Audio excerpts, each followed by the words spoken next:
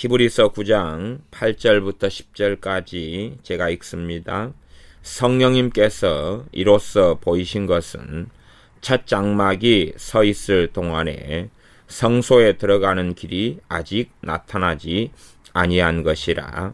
이 장막은 현재까지의 비유니 이에 의지하여 드리는 예물과 제사가 섬기는 자로 그 양심상으로 온전케 할 수 없나니, 이런 것은 먹고 마시는 것과 여러 가지 씻는 것과 함께 육체의 예법만 되어 개혁할 때까지 맡겨둔 것이니라. 아멘. 지난 시간에는 히브리서 9장 1절부터 10절까지의 말씀을 통하여 기본적인 이 본문의 의미들에 대하여 살펴보았습니다. 오늘은 그 가운데 다시 9장 8절부터 10절까지를 다시 살펴보려고 합니다. 9장 8절에 성령님께서 이로써 보이신 것은 이라고 말씀합니다.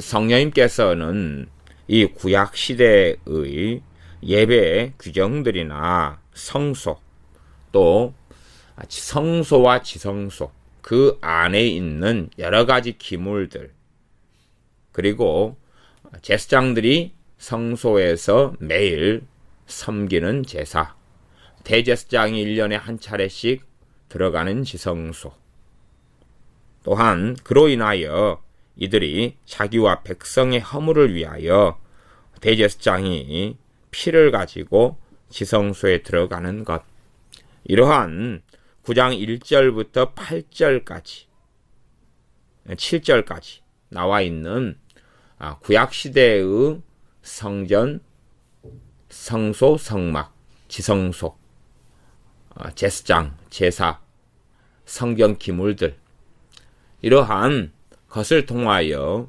성령님께서 보이시고자 하는 것이 무엇인가?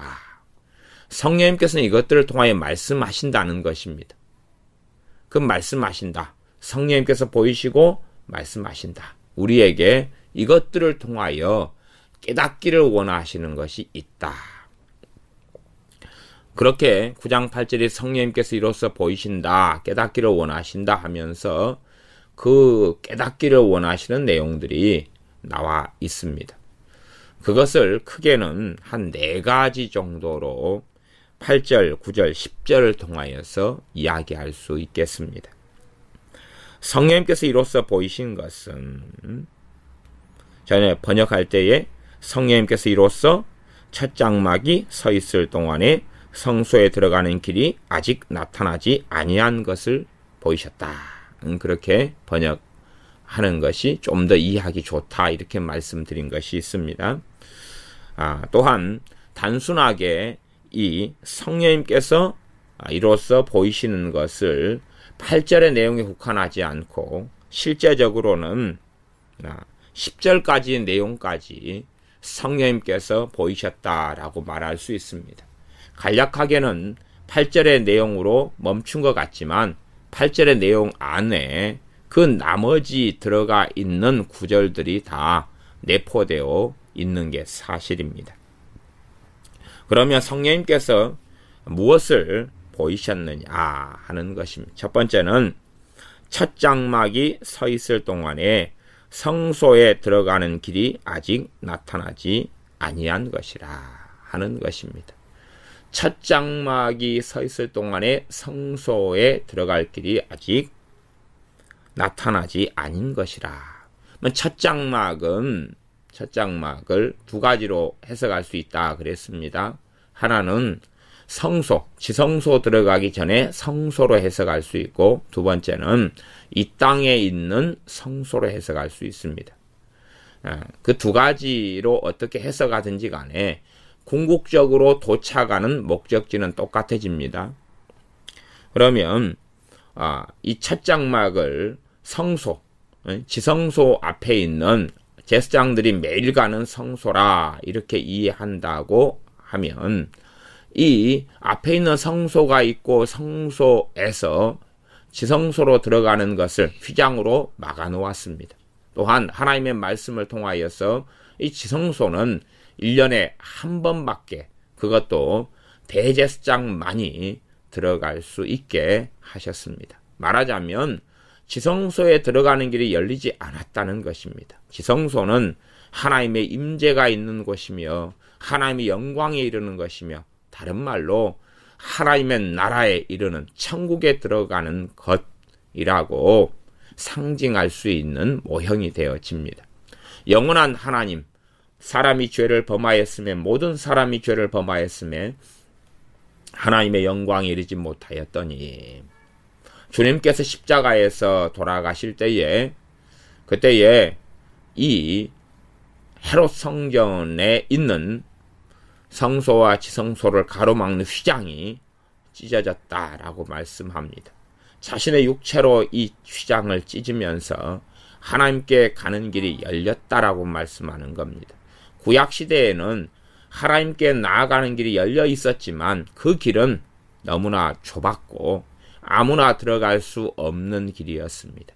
하나님의 나라에 들어가는 길은 너무 좁았고 아무나 들어갈 수 없었습니다. 왜냐하면 영광의 주님의 십자가가 없고 영광의 주님의 대속, 그분의 구원 역사를 이루시지 않으셨기 때문에 그렇습니다. 그분께서 아직은 그분의 목숨으로, 그분의 피로 새 언약을 세우시지 않으셨기 때문에 그렇고, 하나님의 공의를 그분의 십자가로 충족시키지 않으셨을 때이기 때문에 그림자이고 모형인 상태 속에서 하나님께 나아가는 길은 정말로 비좁았습니다. 하나님의 구원의 역사가 이루어진 다음에서야 예수님의 피를 통하여 활짝 전 세계 사람들에게 다시금 그들을 부르시며 초청하시며 구원의 길을 여실 수 있었습니다.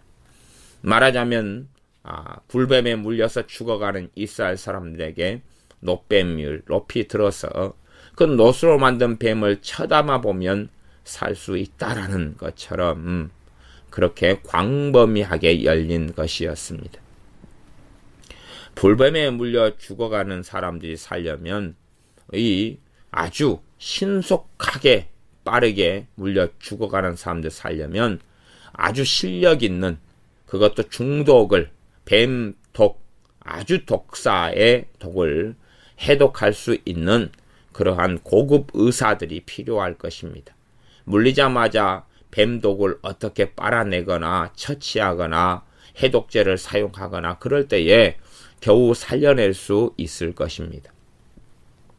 또한 안 물리는 것이 사는 길이 될 수도 있겠지요. 물린 사람은 어떻게 할 것이냐? 허물과 죄로 죽었던 우리는 어떻게 할 것이냐?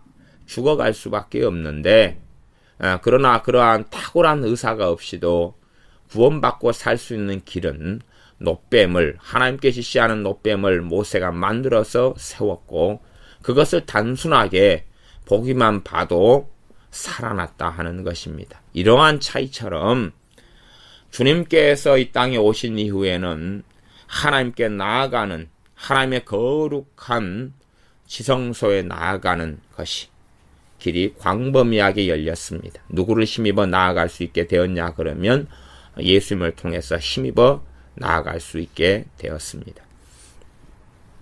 우리가 히브리서 읽을 때에 어떤 전제를 좀 가져야 하냐 그러면 이 성경의 제목이 히브리서다. 다른 말로 하면 히브리인들에게 보내는 편지다. 그러므로 기본적으로 이 유대인이었다가 히브리인, 즉 유대인이었다가 예수님을 믿게 된 사람들이 이 성경의 히브리서의 첫 번째 중심적인 수신인이 된다는 사실입니다. 그러나 유대인으로서 예수님을 믿게 된 사람들의 큰 문제점이 있습니다. 그것은 이미 사도행전에서 예루살렘 교회의 심각한 문제를 우리는 살펴본 바가 있습니다. 유대인으로서 예수를 믿게 되었는데 그들은 문제는 주님께 열심을 품는 것이 아니라 율법에 열심을 품는 사람들로 남게 되었다는 사실입니다. 다시금 절기 속에 들어가고 다시금 정결 예식 속에 들어가고 다시금 할례 속에 들어가고 다시금 안식일 준수 속에 들어가는 그러한 어리석은 자리로 예수님을 믿게 되었지만 유대인들의 대다수가 들어가게 되어서 사도 바울이 전하는 복음, 사도 바울이 전하는 우리 주님께로부터 오는 말씀들을 부정하며 사도 바울이 왔을 때에 가만두지 않기로 생각하였습니다. 가만두지 않겠다. 그렇게 했던 사람들이 예루살렘 교회의 성도들이었습니다.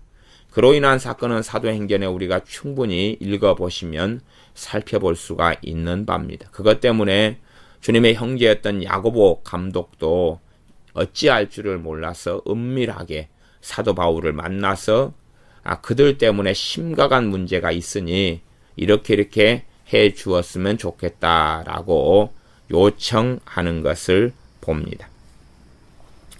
그렇게 이 예수님께 돌아온 유대인들에게는 항상 율법으로 돌아가려는 심각한 문제를 가집니다. 그러므로 이 성경을 통하여서 과연 율법이 무엇이냐, 율법의 중심 가운데 있는 제의 제도가 무엇이냐, 제사가 무엇이냐, 정결의 식이 무엇이냐, 그것들의 본질이 무엇이냐 하는 것을 제대로 깨달아야지만이 그 함정에 빠지지 않고 율법이 향하는 목적지인 우리 주님, 율법이나 제사 제도가 향하는 것은 우리 주 예수 그리스도의 대속, 구원자 되신 예수님에 대한 것을 바르게 바라볼 수 있고 어리석은 일에 빠지지 않는다는 것입니다. 이러한 구약시대의 구약성경의 율법 속에 있는 제사, 성소, 제사장, 제사장들, 성소의 기물들, 이러한 것들로 대표되는 것을 통하여 성령님께서는 말씀하신다는 것입니다. 성령님께서 이것들을 통하여 말씀하시는 첫 번째 것은 첫 장막이 서 있을 동안에 성소에 들어가는 길이 아직 나타나지 아니한 것이다. 아직 구원의 길이 제대로 나타나지 않았다는 것입니다. 기껏해야 1년에 한 번 정도 대제사장이 지성소의 커튼을 제치고 들어가는 것, 그것도 자신의 목숨을 걸고 담보로 들어가는 정도, 그런 정도만이 열려 있었다는 사실입니다. 또 나아가서 두 번째로 해석에도 마찬가지입니다. 이 땅에 있는 성소 말고 영원한 성소가 되신, 영원한 지성소가 되신 육신을 가지고 임하신 하나님의 아들이신 우리 주 예수님, 그분께서 임하시기 전까지는 구원의 문이 활짝 열리지 않았다는 것을 보여준다는 것입니다. 그러므로 이러한 구약시대 속에서 살아가는, 나아가 율법 속에 살려는 사람들은 심각한 어리석은 일들에 빠지게 되는 것입니다. 율법으로 살려는 사람들, 율법으로 구원받으려고 하는 사람들, 율법을 통해 하나님께 살려고 하는 사람들, 그들이 빠지는 함정은 너무나 심각하고 심각할 수밖에 없습니다. 두 번째는 9장 9절입니다. 이 장막은 현재까지의 비유니, 이 앞에 장막이 현재까지의 비유다. 이것이 성령님께서 보여주시고자 하는 두 번째 것이라 이렇게 말씀드릴 수 있습니다. 성령님께서 이 장막은 현재까지 비유다는 것은 장차 있게 될 것에 비유다 하는 이야기입니다. 장차 있게 될 것에 비유다, 모형에 불과하다는 것입니다. 유대인들은 이 속에서 조상 때로부터 오랜 세월을 살았기 때문에 이것이 비유라기보다 이것이 뭔가를 가리키는 이정표가 되고 지시표가 되고 방향표가 되어지고 뭔가의 모형이고 그림자라는 것을 인정하기는 너무 힘들고 어려웠습니다. 하지만 성령님께서는 이것은 현재까지의 비유다. 현재까지의 비유다. 다시 말하면 장차 있을 것. 장차 있을 것. 도래할 오실 메시아. 메시아께서 이루시는 하나님의 나라. 그의 피로 행하실 대속의 역사. 그래서 하나님께로 나아가는 길을 활짝 여시는 복음의 역사에 대한 비유다는 사실입니다.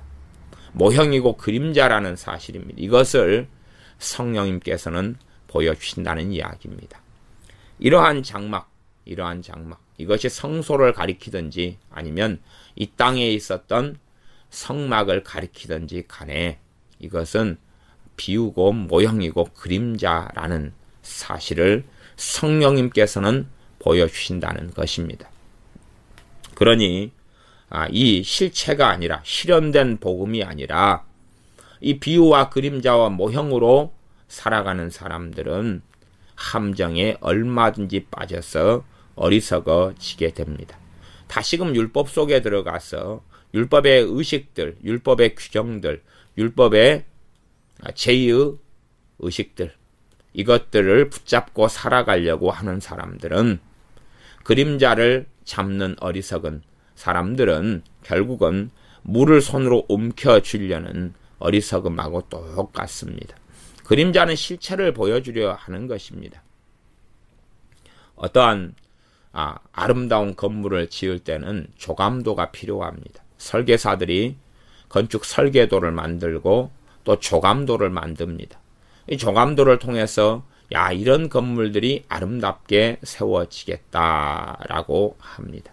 그리고 이제 설계도와 조감도에 따라서 건물을 아름답게 지었습니다. 아름답게 지어진 건물이 있으면 이제는 아름다운 건물이 중요한 것입니다.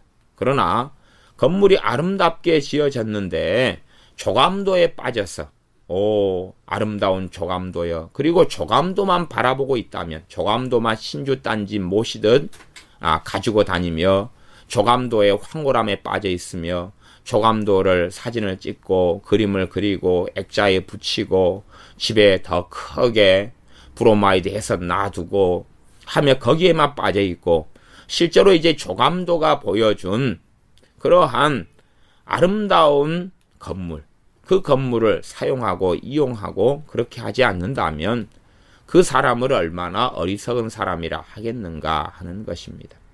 이것처럼 성막이 보여주는 이러한 비유, 이러한 조감도가 영광의 주님을 이야기하며 영광의 주님의 복음과 영광의 주님을 통하여 도래한 하나님의 나라를 이야기하는데, 단지 성막에 아직도 빠져 있다면, 그러한 구약시대의 정결 예식들에 아직도 빠져 있다면 얼마나 어리석은 것이 되겠습니까? 천주교 같은 경우는 구약 성경에 있는 정결 예식 가운데 얼마를 차용하여서 지금도 열심히 사용하고 있으며, 구약적인 제의 제사제도 같은 것들을 만들어서 그 속에서 빠져가면서 우리 주님에게서 눈을 돌려서 마리아나 다른 어리석은 것들에 눈을 돌리게 만드는 일을 지금도 열심히 하고 있습니다.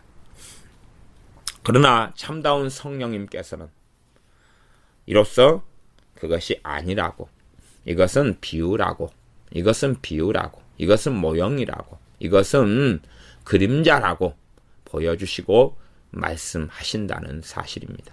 이러한 성령님의 음성을, 성령님께서 말씀하시는 것을 들어라 라고 히브리서 기자는 하나님의 말씀을 증거하고 있습니다. 9절입니다. 9절. 이 장막은 현재까지 비운이 이게 두 번째고, 이에 의지하여 드리는 예물과 제사가 섬기는 자로 그 양심상으로 온전케 할 수 없나니. 이것이 세 번째 성령님께서 말씀하시는 거란 이야기입니다. 이 구약시대의 제의, 구약시대의 제사, 구약시대에서 드리는 제사와 예물로는 섬기는 자가, 제사하는 자가 제사장이든 또한 제사장의 도움을 받아 제사 드리는 자이든지 간에 그들의 양심을 온전케 할 수 없다. 죄를 지으면 그 양심에는 죄책감을 느끼고 죄책을 느낍니다. 그리고 그 양심이 깨끗하게 만드는 것을 하지 못한다는 것입니다. 그 양심은 마음의 중심이죠. 마음의 중심이죠. 그래서 선량한 마음을 양심이라 그럽니다. 다시 말하면 선량한 마음을 가지게 하지 못한다는 것입니다. 그 제사제도나 제물이 그 사람의 마음을 선량한 마음을 가지게 하지 못한다는 것입니다. 우리는 성령님의 열매 가운데 하나인 양선을 기억합니다. 양선은 뭡니까? 선함이죠. 다른 말로 하면 선한 마음, 선한 생각, 선한 가치관, 선한 행위, 이 선함을, 존재적인 선함을 열매 맺도록 성령님께서 하시는 열매가 양선입니다. 말하자면 이들이 드리는 제사나 예물로는 양선을 가져올 수 없다는 것입니다. 양심상으로, 그 양심으로 온전케 할 수 없다. 그들의 존재를 하나님 앞에서 바르게 세울 수 없다는 것입니다. 양심, 다시 말하면 마음은 존재의 중심이고 영이기도 합니다. 물론 영은 마음이다 이렇게 단순하게 말씀드리기는 꽤 어려운 부분이 있습니다. 그럼에도 불구하고 정말 영과 양심은 거의 하나같이 소통되어 있을 수밖에 없습니다. 그 영혼의 중심이 뭐라고 해도 마음일 수밖에 없는데, 이 마음이 과연 선한 마음이냐 악한 마음이냐, 그 마음 자체를, 부정하고 더럽고 타락해진 그 본성 자체를 제사와 예물로 깨끗하게 할 수 있느냐 하는 것입니다. 그렇게 할 수 없다고 성령님께서 말씀하시는 것입니다. 그렇게 할 수 없다. 예물로도 짐승의 피, 양의 피, 염소의 피로는 그 사람을 하나님 앞에서 온전히 세울 수 없다. 그런 이야기입니다. 성령님께서 이걸 말씀하고 계시다는 것입니다. 이 제사 제도는 그림자이고 예표이며 이것은 기껏해야 아주 극히 부분적인 것일 수밖에 없다 하는 것입니다. 말하자면 우리가 촛불을 켰는데 촛불과 태양의 차이 이상이 난다는 것입니다. 촛불을 켜면 촛불 아래에서 우리는 유익을 많이 얻을 수 있습니다. 글을 읽을 수 있고 어두운 곳을 비출 수가 있습니다. 그러나 태양이 뜨면 촛불의 의미는 별로 없어지지 않겠습니까? 밝은 태양빛 아래서 눈부시도록 환한 속에서 살아가는데 왜 촛불에 연연하고 의지할 필요가 어디에 있겠느냐 하는 것입니다. 대낮에 태양이 떴는데 촛불을 들고 길을 걸어갈 필요가 어디 있겠느냐 하는 것입니다. 환하고 밝은 태양빛 아래서는 촛불을 들고 걸어갈 의미가 없습니다. 그러나 환한 태양빛 아래서도 촛불을 의지하여 들고 돌아다닌다면 그 사람을 가리켜 어리석은 사람이라 말할 수밖에 없는 것처럼 우리 주 예수님의 대속과 십자가를 통하여 일어난 그 은혜는 광대무변하여서 사람들이 상상하는 것 이상의 구원의 역사와 생명의 역사가 나타나는데 아직도 옛 장막에 매여 있고 아직도 옛 제사에 매여 있고 아직도 재물에 매여 있어서 살아간다면 얼마나 어리석게 되겠느냐는 것입니다. 많은 사람이 이러한 복음과 율법을 혼합하고 섞어버려서 하나님의 말씀을 혼잡케 하는 길로 걸어가는 사람들도 아주 많습니다. 성령님께서는 이러한 장막이 불필요한 게 아니라 이것이 가리키는 방향이 무엇이며 이것을 통해서는 이건 정말로 불완전한 것이며 임시적인 것이다 라고 말씀합니다. 임시적인 것이다 라고 말씀하시는 것입니다. 그러한 것을 잘 생각하고 알아야 됩니다. 우리가 너무 배가 고파서 허기진 것을 면하기 위하여 임시적으로 뭔가를 조금 먹을 수 있다는 것입니다. 산행을 했는데 너무 배가 고파서 우리가 애들과 함께 지난번에 제가 산행을 했는데 한 서너 시간을 돌아다녀서 애들이 너무 배가 고파해서 산에 지금 한참 밤이 떨어질 때여서 밤을 좀 주어서 일단 이걸로 좀 먹어라. 그래서 애들이 열심히 밤을 껍질을 까서 산에서 먹었습니다. 그러면서 하는 말이 밤이 이렇게 생밤이 맛있는 줄 몰랐어요. 그랬지요. 그 다음에 이제 산에서 내려와서 맛있는 식사를 하게 되었죠. 꿀맛 같은 식사를. 산에서 생밤을 좀 까서 먹고 허기진 배를 조금 채우고 계곡에서 흘러내리는 좋은 물, 백운산 계곡에 정말 깨끗한 물을 좀 마시고 그렇게 해서 어기진 배를 채우는 것은 임시적인 것에 불과하였습니다. 9장 9절로 돌아갑니다. 그래서 섬기는 자로 그 양심상으로 온전케 할 수 없다. 그 타락한 본성을 이 예물과 제사로는 깨끗하게 할 수 없다. 하나님과 어그러진 그 옛사람을 새사람으로 만들 수 없다는 이야기입니다. 허물과 죄로 죽었던 자들을 살릴 수 없다. 허물과 죄로 죽었던 우리를 살리셨도다. 그것은 예수 그리스도의 보혈로서만이 가능하고 그분의 대속으로만이 가능한 것이지 예물과 제사로 가능한 것이 아니다 라고 성령님께서 말씀하고 계시는 것입니다. 10절입니다. 이런 것은 먹고 마시는 것과 여러 가지 씻는 것과 함께 육체의 예법만 되어 개혁할 때까지 맡겨둔 것이라.